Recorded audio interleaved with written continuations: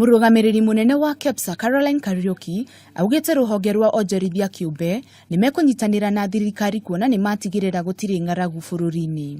Oho augĩte mwaka ũyũ nĩwanjĩtie wega mũno na wonjoria wa bũrũri nĩũrakũra ũrĩa kwagĩrĩire. The way we work as private sector and government is in partnership.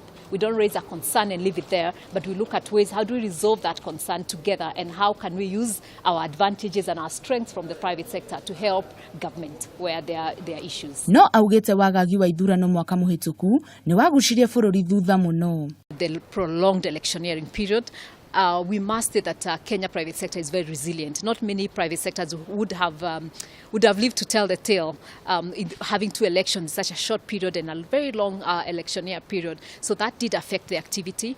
But thirdly, kũngĩna kwa kaunti-inĩ ya Uasin Gishu, arĩmi morĩtie thirikari nene na thirikari ya kaunti ĩmateithie na ndawa cia kũnina ngũnga iria cimanyarirĩte makĩria.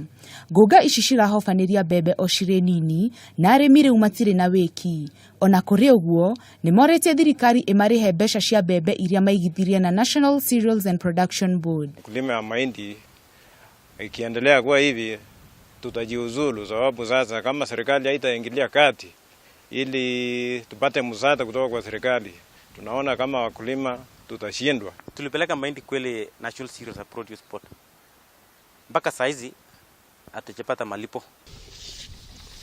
Hadi ni Kameme wonjoria, rĩtwa rĩakwa nĩ Wanjikũ wa Kahiũ.